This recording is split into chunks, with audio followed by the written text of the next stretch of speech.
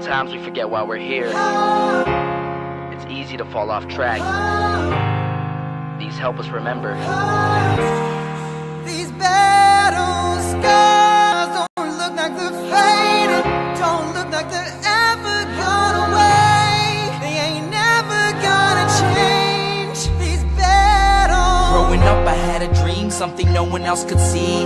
Tell me what it means when your faith is falling beneath your knees and you can't breathe. Everything you see reminds you of what you're not or something you won't be. You gotta take what you're given, that's how we live it. Don't be mad at the system, it's simply how we've existed. I hear a lot of people talking like they politicians and choose to be an accountant because it's safe in a business.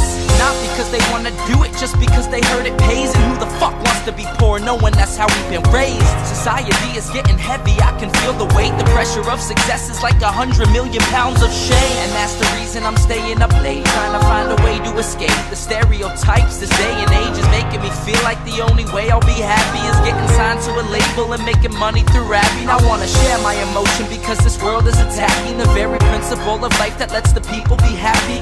If you don't have a reason to breathe, why even live? These battle scars are impressions of everything that it is. Don't look like they're fading, don't look like they're ever gone away. They ain't never gonna change. These battle scars don't look like they're fading, don't look like they're ever gone away. They ain't never gonna change. These battles. If I had a voice that reached 100 million people, I'd tell them there's a reason that we're all created equal. Cause some decide to be great and some decide a sequel to an average person's life is simply what they want to be. So you make your decision, all I know is what I'm given. Won't define the life I lead or the way I dwell in existence. I've seen a greater image on the walls of where I'm living, and the words twisted and scripted remind me of something written. Faith is a gift that is given down to the people. If one believes it, one receives it. It's given if it is needed. Don't ever think you're trapped in a life that you never wanted. Your options are infinite, that's some mathematical logic. I'm not saying I'm a prophet, I'm speaking for what it's worth. These lyrics define my prayers and these battle scars on my church. Not saying I'm a prophet, I'm speaking for what it's worth. These lyrics define my prayers, these battle scars on my church. Don't look like they're fading, don't look like they're ever gone away. They ain't never gonna change. These battle scars don't look like they're fading, don't look like they're ever gone away. They ain't never gonna change. These battles.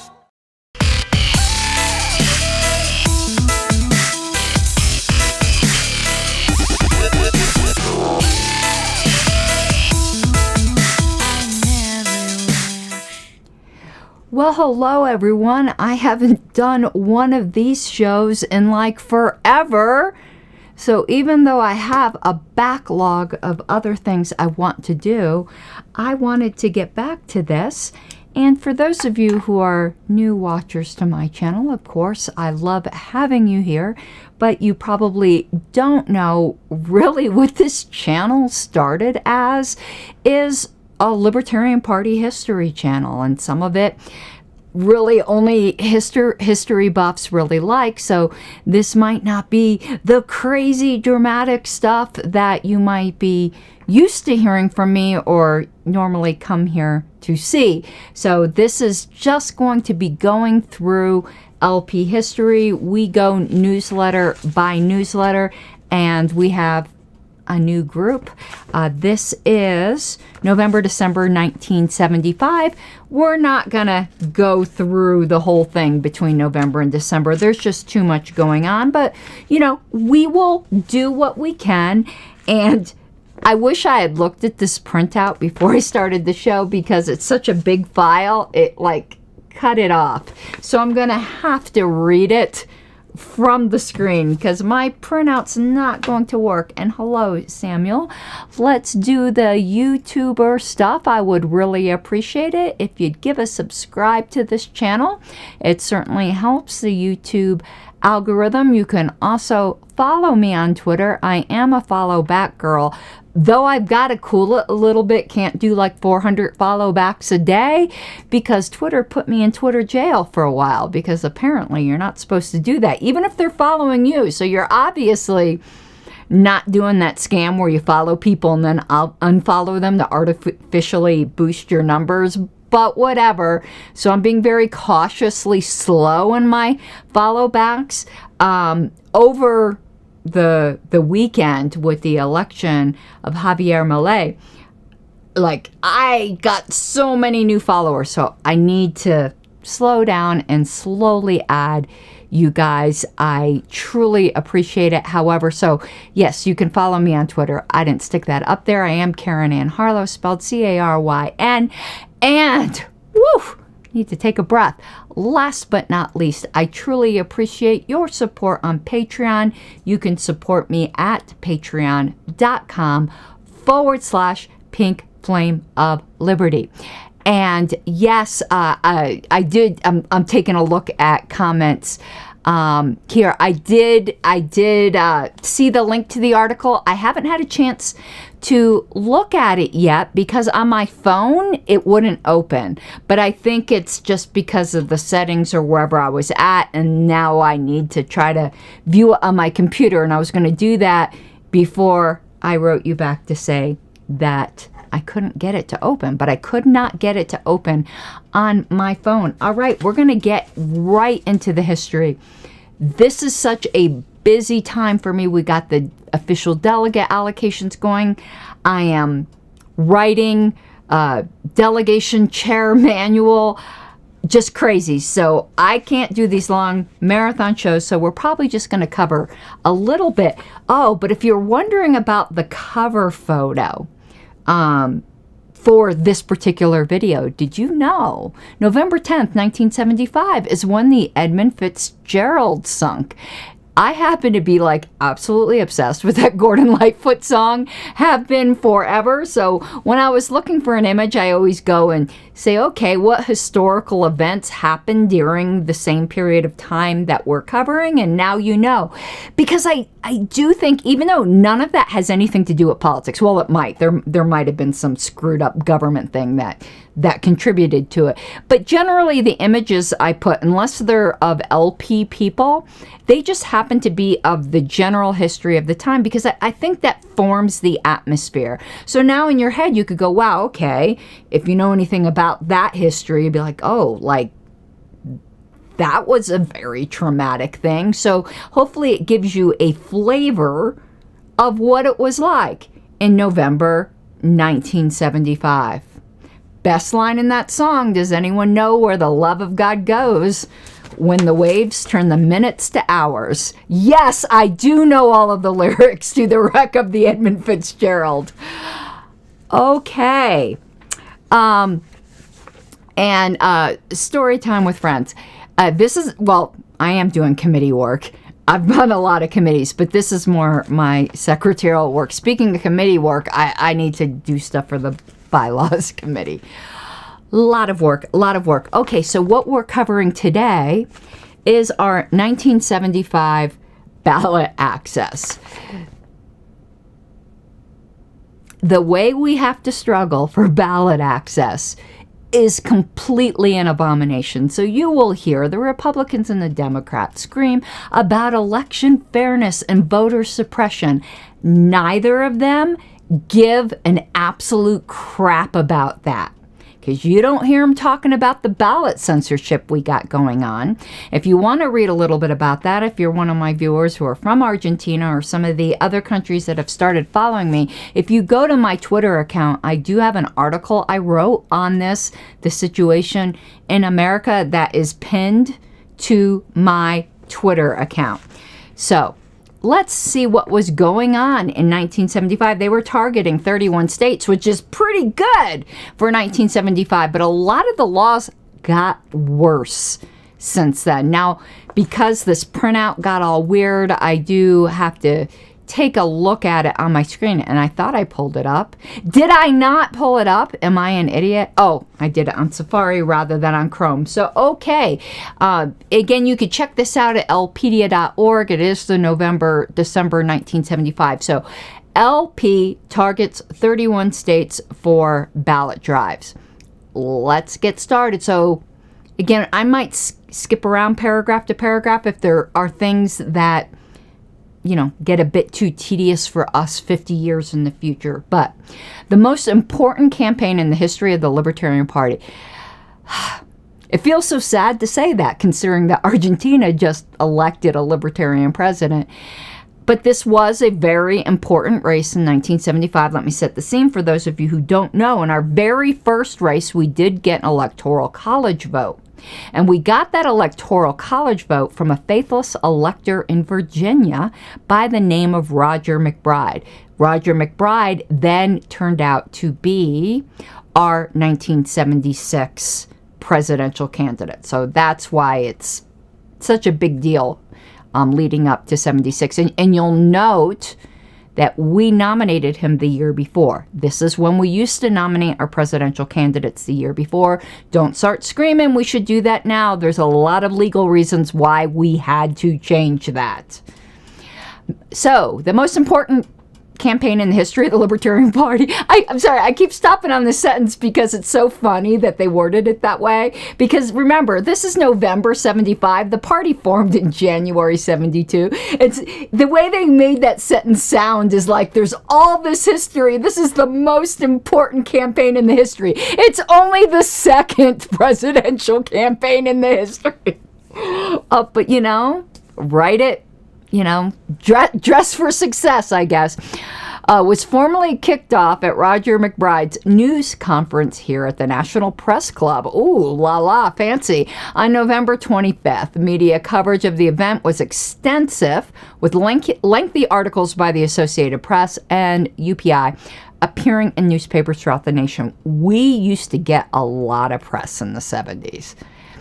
McBride and his running mate, David Bergland, have already visited 12 states where they've appeared on dozens of radio and television shows, as well as having given speeches in over 20 cities. Coinciding with the campaigning of McBride and Bergland has been a massive drive to place the Libertarian Party presidential ticket on the ballot in 1976. We have targeted 31 states where we fully expect to be on the ballot, said Bob Meyer, chairman of the McBride for President Committee. Interesting. I don't think I've heard his name. Or have I? I think he's state chair. Where was he state chair of? We might need to look that up. There are, in addition, 5 or 6 other states where we have an outside chance of making it on the ballot. If the Libertarian Party does manage to obtain ballot status in 30 or more states, it will be well positioned to place third in the presidential race in 76. And notice how they were being very realistic because they weren't going to win. Okay? So they are being realistic, managing expectations. Moreover, it is possible that the presence of the LP on the ballot in certain states may affect the outcome of the presidential election. Yes, spoil the hell out of it for the statists. That's the way I think. Now, just remember how young the party is. So people reading this, this is all old hat to us today, our ballot access struggles. But everyone back then, the party was only 3 years old. They were learning this stuff. So the requirements for ballot access vary dramatically from state to state, with the easiest probably being Washington, where only 100 signatures are required, and oh my goodness, check this out. And the most difficult being California, where 700,000 signatures, oh my God, are needed.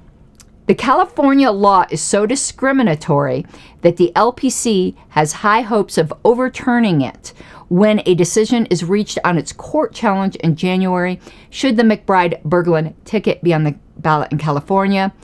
The goal of 1 million votes nationally will be well within our reach. The filing deadline for petitions also varies widely, but for most states, the summer months are designated. There are already 13 state LPs in the process of collecting signatures. One state, Utah, let's hear it for Utah, has the distinction of being the first to qualify the LP for the 76 ballot. I don't know if there was partisan LP registration at all yet in any of these states. Among those state parties now actively involved in their petition drive, Colorado, yay for us, Alaska, Hawaii are closest to reaching their goal. In Colorado, LP founder David Nolan is spearheading the drive to get 5,000 signatures. We should have them by mid-January, says Nolan, and then we can concentrate on the campaign. Actually, this is super interesting to me. It might not be to you, but it's super interesting to me. I am on the National Ballot Access Committee at this time, so all of this stuff really, really does interest me. In Alaska, the requirement is nearly 3,000 signatures, and State Chairperson Maxine Kelly reports that the ALP has nearly reached that number already. The Hawaii LP is concentrating its efforts to collect 3,500 signatures on the University of Hawaii campus, where the party has an active YLA. What is YLA chapter? No, Youth Libertarian Alliance? That's what I'm going to guess it is. I've never heard of it. Its objective is to submit the signatures by late January. Other states have their petitions printed and circulating are Nevada, Michigan, which started its drive nearly 6 months ago, Illinois, Connecticut, Ohio, which isn't real, Indiana, Iowa, Kentucky, Alabama, and Wisconsin. The Louisiana LP expects to get started in January when it hosts the National XCOM meeting. Interesting. I want to look on LPedia because did we know there was an XCOM meeting in January 76? So I'm looking up on LPedia, list of LNC meetings, because I'm really trying to recreate that history.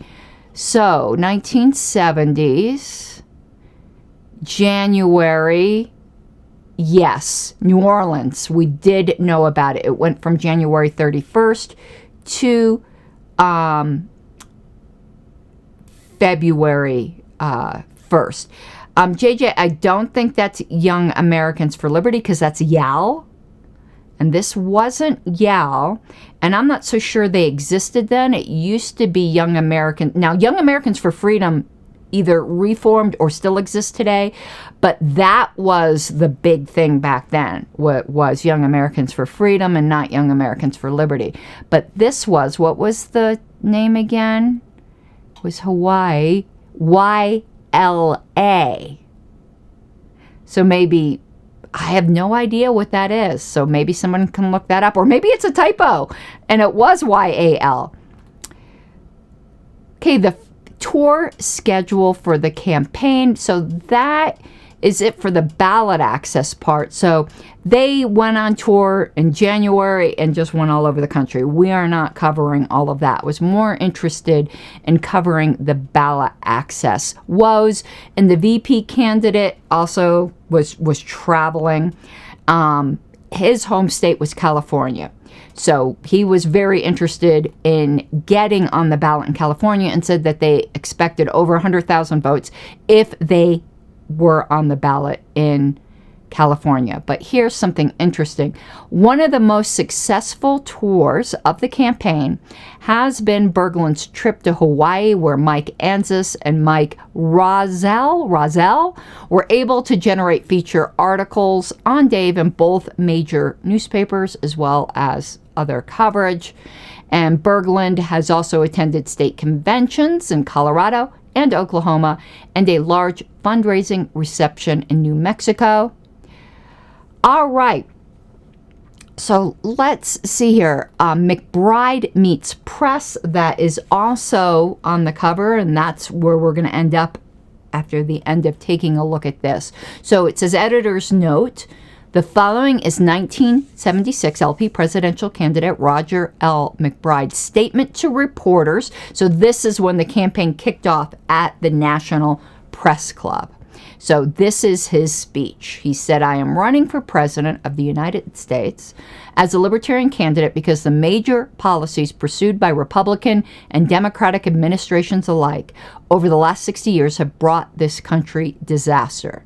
At home, we have an economy choked by unemployment, high taxes, and inevitably increasing inflation. Remember, the 70s were bad. Abroad, the American government persists in policies that present a significant risk of American military involvement in another Vietnam-style war. Same issues. Same issues. And I guess that was the name, I think that's the name that I guessed. Okay. He said, I think it's time for the American people to step back and reconsider those policies underpinning those meaningless debates. Was Woodrow Wilson right in proclaiming that it was America's mission to make the world safe for democracy? In pursuit of that vision, this nation has been involved in 4 major military conflicts, operates 300 major and 2,000 minor military bases around the world, and in the CIA has established a secret force which covertly has been attempting to manipulate the affairs of countless nations around the globe. Is it not time to renounce our goal as world protector or neutral and... what is this? Is it not time to renounce? It seems like an incomplete sentence here, but neutral and friendly toward all the world. I think that's the other pole that he is suggesting. Instead of being world protector, that we just be neutral and friendly toward the world. Such a policy is not so revolutionary. It was, in fact, American foreign policy for many years after being proposed by Washington and Jefferson. The crime rate and drug use dramatically climbed year after year in the United States. The politicians call for bigger doses of the same old solutions which have not worked and which will not work. Isn't it time to re-examine the wisdom of the Harrison Narcotics Act of 1914. I don't even know what that is. And to discuss whether prohibition of drugs may have created those twin problems in the same sense that prohibition of alcohol brought about alcohol abuse and widespread criminal activity in the 1920s. Inflation has been a gnawing problem for years. It is assuredly not caused by labor unions, business persons, or the consumer. Broadly rising prices are a consequence of the inflation of the money supply, which of course is today caused by the Federal Reserve Bank's monetization of debt and by its maintenance of a fractional reserve banking system in the manner it does. Isn't it time to contemplate the abolition of the Federal Reserve Bank? Yes, it is. That proposition need not be astounding either. Perhaps we can study and profit from President Andrew Jackson's successful fight to abolish its predecessor, the Bank of the United States, in the 1830s. For 80 years thereafter, except for the Civil War greenback era, the United States prospered both without a central bank and without monetary inflation. Through the coming year, I will campaign vigorously in the 30 to 40 states in which the Libertarian Party will be on the ballot, and I will discuss in detail policy changes that no Democrat and no Republican will care to dare to propose. Perfect. Okay, well, that handled the first page, so I think you got a flavor for the 70s. We will be covering more over the next few months, but I'm not making promises I can't deliver on. I know it's going to be a very busy couple months, and I've got all kinds of videos downloaded to my desktop that I'd like to do reviews on. But that will be it for this evening. I wanted to let you all know, if you happen to be in these states, that definitely confirmed to be convention parliamentarian. I'm going in January to Arizona and then Florida. And then in April, I just got asked today to be the convention parliamentarian for Minnesota. So that will be fun. And there are a few more that are potentially in the works. So hopefully those will get finalized, and if your state needs a convention parliamentarian, do get in touch, because I have to let my work know. Days off, and flights just get more expensive as time goes on. So that will be it for this evening. My little booty's going back upstairs to work on LPD. Samuel, if you go to recent changes, you'll see I've been typing away, but I've got other projects to do as well. And what is tomorrow? Tomorrow's historical committee meeting. I forgot about that. So I'll see you tomorrow, Samuel. But I don't know if I have any other committee meetings this week, so maybe there'll be a show every night. Not quite so sure about tomorrow, but we'll see. Otherwise, I hope you have an awesome evening. Mi guapa, stay libertad.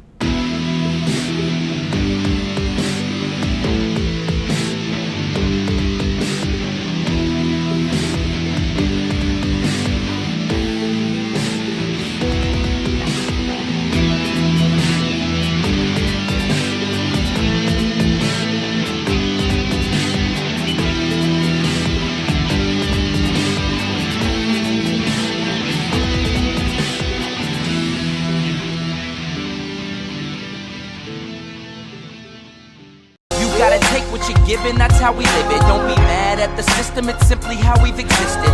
I hear a lot of people talking like they politicians, and choose to be an accountant because it's safe in the business, not because they want to